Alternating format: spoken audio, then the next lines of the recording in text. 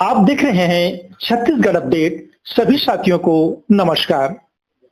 आज हम उड़ीसा राज्य के पटनागढ़ के कृपादास महाराज जी से मिलकर धर्म क्षेत्र के बारे में, वे उड़ीसा सहित छत्तीसगढ़ राज्य में भी धर्म के प्रचार में पहुंचते हैं, लोगों को धर्म के प्रति जागरूक करते हैं और एक हिंदू धर्म, एक सनातन धर्म के ये प्रचारक और पालन करने वाले हैं।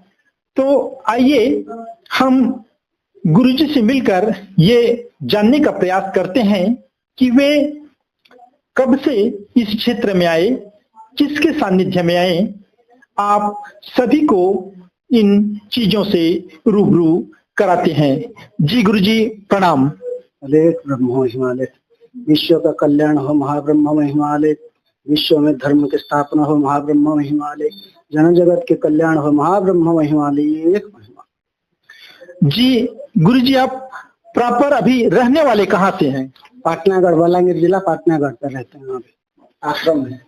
जी, आप उड़ीसा में तो धर्म क्षेत्र में अपना कार्य करते हैं, इसके साथ आप छत्तीसगढ़ भी पहुंचते हैं।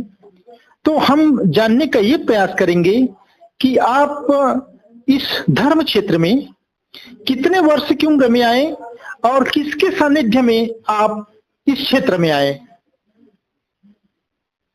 सबसे पहले जब 12 साल हुआ था हमें, तब हमारे अंदर वैराग्य जात हुआ, तो अपना घर बार छोड़ के आए। सबसे पहले आंध्रा में रहे 2 साल। 2 साल रहने के बाद फिर पश्चिमांचल आए, बलांगीर जिला पर। वहाँ हमारे गुरुदेव जी से मुलाकात हुई, उससे बातचीत करके उनसे दीक्षा ग्रहण किए। हमारे गुरु जी का नाम है महेश्वर दास, वो अभी नहीं है, ब्रह्मलीन हो चुके हैं, और उसके सानिध्य में रहकर धर्म की प्रचार प्रसार कर रहे हैं।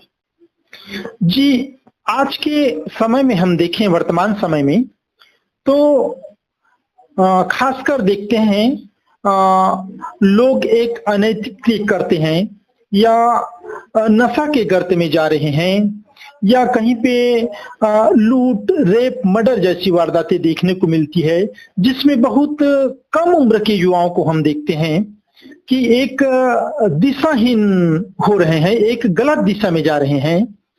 और इसकी एक हम सुधार कहें तो आध्यात्म हो या सनातन हो, इन चीजों के लिए हम क्या प्रयास करें कि ये लोग एक सही रास्ता में चले। आज के युवा, आप क्या सोचते हैं इस बारे में?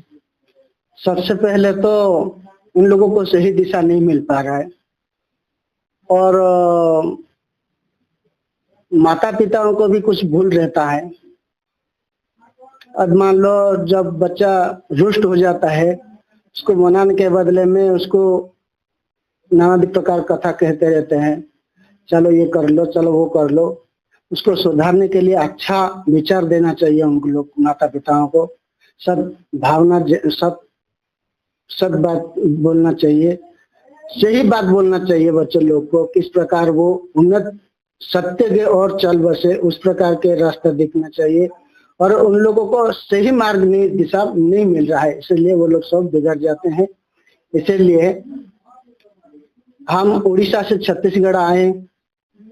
डॉक्टर साहब जो यहाँ है, क्या नाम है उसका पता नहीं है जी, आपका शिष्य है वो? हाँ, उसके पास आए। हम देखें तो इस प्रकार के चलित चलन यहाँ का सब बिगड़ा हुआ है। तो हम सोच रहे हैं यहाँ रहकर कुछ लोग को उचित मार्ग दिखाकर धर्म के पथ पर लाना चाहते हैं। यही हमारा कोशिश चल रही है। जी, जैसे हम आज के समय में कहते हैं कि लोग शिक्षित हो गए हैं, पहले की अपेक्षा लोग शिक्षित हो गए, लेकिन इस प्रकार की जो एक गलत रास्ते, एक नशे, एक गलत कृत्य में जाना, शिक्षित होने के बाद भी इसमें सुधार नहीं हो पा रहा है। तो आज की शिक्षा एक जो स्कूलों में मिलती है वो, और एक लोग जो आश्रम में या अपने जीवन में अध्यात्म शिक्षा प्राप्त करते हैं, इन दोनों में आप कितना अंतर देखते हैं? देखिए, सबसे पहले मैं स्कूल का शिक्षा कहूँ तो सबसे पहले हमारा हिंदू धर्म का जो किताब है, भागवत या फिर जो भी कुछ पुराण शास्त्र के अनुसार जो है, सबसे पहले वो पढ़ाना चाहिए। हमारा राष्ट्रीय भाषा को पढ़ाना चाहिए। राष्ट्र भाषा क्या है? भागवत गीता। सबसे पहले गीता अध्ययन होना चाहिए, वो नहीं हो रहा है, दूसरा प्रकार के पढ़ा रहे हैं, तो लोग कहाँ से वो समझेंगे वो बात। जी, एक ये शिक्षा कहें तो लोग एक जीविकोपार्जन या दुनिया में चलने या नौकरी प्राप्त करने की शिक्षा तक सीमित होने लगी है, ऐसा हमें एहसास होता है। हालांकि सरकार द्वारा कई बार ये निर्णय लिया गया कि स्कूलों में गीता और रामायण का शिक्षा भी दिया जाएगा, उसका पाठ पढ़ाया जाएगा और समय समय पे उसमें विपक्ष की पार्टी कहें या एक राजनीतिक प्रतिक्रिया कहें, जिसके चलते ये सही रूप से लागू नहीं हो पाई। तो आप क्या मानते हैं कि लोगों में एक अध्यात्म और एक धर्म के प्रति जागरूकता कर इन गलत विचारों और गलत दिशा में जा रहे लोगों, जो आज की युवा पीढ़ी है, उसमें हम कितना सुधार ला सकते हैं? आपका क्या सोच है? उचित शिक्षा मिलेगा अगर उन लोगों को, तो मुझे लगता है वो सही दिशा पे आ सकते हैं। जी, अभी इसके साथ आप छत्तीसगढ़ भी पहुंचते हैं, तो हम जानने का ये प्रयास करेंगे कि आप इस धर्म क्षेत्र में कितने वर्ष की उम्र में आए और किसके सानिध्य में आप इस क्षेत्र में आए? सबसे पहले जब 12 साल हुआ था हमें, तब हमारे अंदर वैराग्य जात हुआ, तो अपना घर बार छोड़ के आए। सबसे पहले आंध्रा में रहे 2 साल। 2 साल रहने के बाद फिर पश्चिमांचल आए, बलांगीर जिला पर। वहाँ हमारे गुरुदेव जी से मुलाकात हुआ, उससे बातचीत करके उनसे दीक्षा ग्रहण किए। हमारे गुरु जी का नाम है महेश्वर दास, वो अभी नहीं है, ब्रह्मलीन हो चुके हैं, और उसके सानिध्य में रहकर धर्म की प्रचार प्रसार कर रहे हैं। जी, आज के समय में हम देखें, वर्तमान समय में तो खासकर देखते हैं लोग एक अनैतिक क्लिक करते हैं या नशा के गर्त में जा रहे हैं या कहीं पे लूट, रेप, मर्डर जैसी वारदातें देखने को मिलती है, जिसमें बहुत कम उम्र के युवाओं को हम देखते हैं कि एक दिशाहीन हो रहे हैं, एक गलत दिशा में जा रहे हैं। और इसकी एक हम सुधार कहें तो आध्यात्म हो या सनातन हो, इन चीजों के लिए हम क्या प्रयास करें कि ये लोग एक सही रास्ता में चले, आज के युवा? आप क्या सोचते हैं इस बारे में? सबसे पहले तो उन लोगों को सही दिशा नहीं मिल पा रहा है, और माता पिताओं को भी कुछ भूल रहता है। अब मान लो जब बच्चा रुष्ट हो जाता है, उसको मनाने के बदले में उसको नाना प्रकार कथा कहते रहते हैं, चलो ये कर लो, चलो वो कर लो। उसको सुधारने के लिए अच्छा विचार देना चाहिए उन लोग, माता पिताओं को।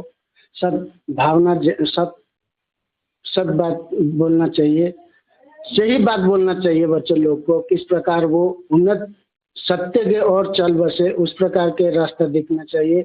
और उन लोगों को सही मार्ग दिशा नहीं मिल रहा है, इसलिए वो लोग सब बिगड़ जाते हैं। इसीलिए हम उड़ीसा से छत्तीसगढ़ आए। डॉक्टर साहब जो यहाँ है, क्या नाम है उसका पता नहीं है जी, आपका शिष्य है वो? हाँ, उसके पास आए। हम देखें तो इस प्रकार के चली चलन यहाँ का सब बिगड़ा हुआ है। तो हम सोच रहे हैं यहाँ रहकर कुछ लोग को उचित मार्ग दिखाकर धर्म के पथ पर लाना चाहते हैं, यही हमारा कोशिश चल रही है। जी, जैसे हम आज के समय में कहते हैं कि लोग शिक्षित हो गए हैं, पहले की अपेक्षा लोग शिक्षित हो गए, लेकिन इस प्रकार की जो एक गलत रास्ते, एक नशे, एक गलत कृत्य में जाना, शिक्षित होने के बाद भी इसमें सुधार नहीं हो पा रहा है। तो आज की शिक्षा एक जो स्कूलों में मिलती है वो, और एक लोग जो आश्रम में या अपने जीवन में अध्यात्म शिक्षा प्राप्त करते हैं, इन दोनों में आप कितना अंतर देखते हैं? देखिए, सबसे पहले मैं स्कूल का शिक्षा कहूँ तो सबसे पहले हमारा हिंदू धर्म का जो किताब है, भागवत या फिर जो भी कुछ पुराण शास्त्र के अनुसार जो है, सबसे पहले वो पढ़ाना चाहिए। हमारा राष्ट्रीय भाषा को पढ़ाना चाहिए। राष्ट्र भाषा क्या है? भागवत गीता। सबसे पहले गीता अध्ययन होना चाहिए, वो नहीं हो रहा है, दूसरा प्रकार के पढ़ा रहे हैं, तो लोग कहाँ से वो समझेंगे वो बात। जी, एक ये शिक्षा कहें तो लोग एक जीविकोपार्जन या दुनिया में चलने या नौकरी प्राप्त करने की शिक्षा तक सीमित होने लगी है, ऐसा हमें एहसास होता है। हालांकि सरकार द्वारा कई बार ये निर्णय लिया गया कि स्कूलों में गीता और रामायण का शिक्षा भी दिया जाएगा, उसका पाठ पढ़ाया जाएगा, और समय समय पे उसमें विपक्ष की पार्टी कहें या एक राजनीतिक प्रतिक्रिया कहें, जिसके चलते ये सही रूप से लागू नहीं हो पाई।